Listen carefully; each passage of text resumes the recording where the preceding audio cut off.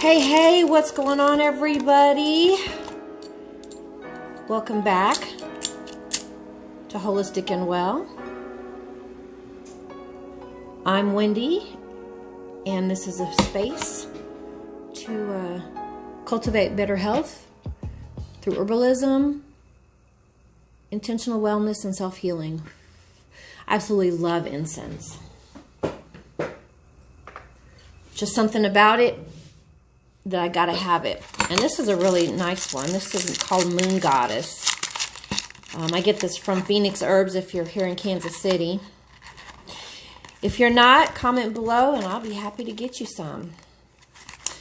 Smells good though. So let's get busy. How have you guys been doing? The last week, I've been transitioning from the store, fully transitioned. So it's kind of mixed emotions, but overall I'm feeling pretty good. Have you guys gotten started on your vision boards? Have you done some ratings of your 4 pillars of health? All those videos are up. Check them out. Get caught up to us and then come on back in here. Today I kind of thought that I would talk a little bit about just transparency. So one of the challenges for me is putting a lot of personal business out in the world. I know that's kind of the in thing to do, but I kind of struggle with that. But then I think about, like, I watch a lot of YouTube videos and I have gotten a lot of insight and a lot of information and a lot of inspiration from videos that I've watched. And I thought to myself, well, what if they were not willing to post? I wouldn't have gotten that information. And so I've kind of made a decision that I'm going to be quite a bit more transparent with my chronic illness. So much so that I'm going to start doing some vlogging on thriving with chronic illness. So I'm excited about that. Be looking for those videos. Those will be a little bit more impromptu and probably a little bit more fun to watch. So be on the lookout for those. So today we're going to chat about transparency and what that looks like and why. So one of the issues that I experienced, and I have other people tell me all the time that they experience, is that they have this feeling of isolation and being alone, like no one else could possibly understand what they're feeling or going through.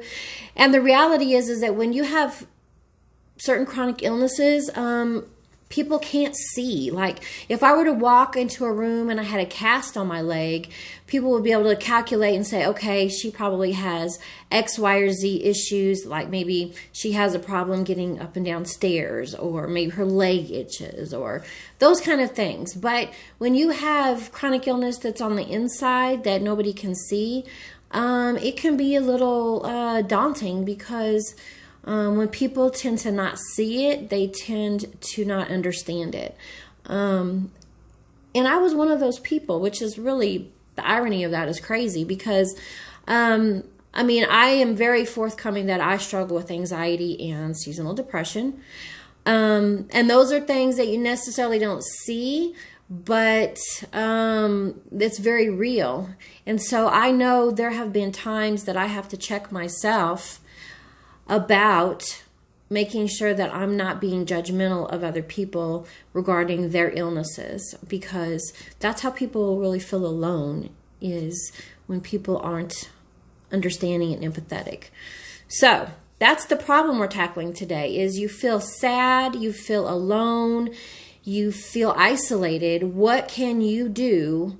What have I done to empower myself to not feel that way? So the very first thing that you should do is talk about your diagnoses. Tell your people, tell your family, tell your friends, tell your partner, tell your coworkers. Tell people what's going on with you, because the more that you hide it and you keep it secret and under the rug, people don't understand. I know the more that I have talked with my circle and my friends and my family about how the winter impacts me, there's a lot less confusion or room for hurt feelings or assumptions. So just talk to your people and let them know what's going on with you. So next is about resources.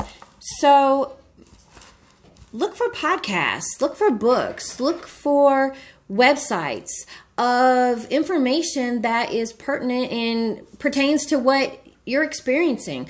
I'm going to list a couple of my favorites in the description so that you can go and check them out. It has been a great sense of relief when I begin to read information, and I feel totally validated. So make sure that you're going out there and you're finding information that's going to validate what you're feeling and what you're experiencing. There are some really good podcasts out there.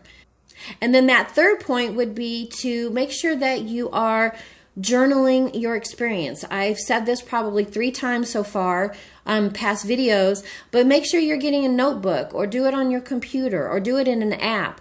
But make sure that you are journaling your journey, because you want to have a point of reference. You want to be able to talk to your treatment team. You might be able to, might need to take your information to your chiropractor or to your doctor, to your naturopath, to your acupuncturist, whatever. You might need to take that information with them.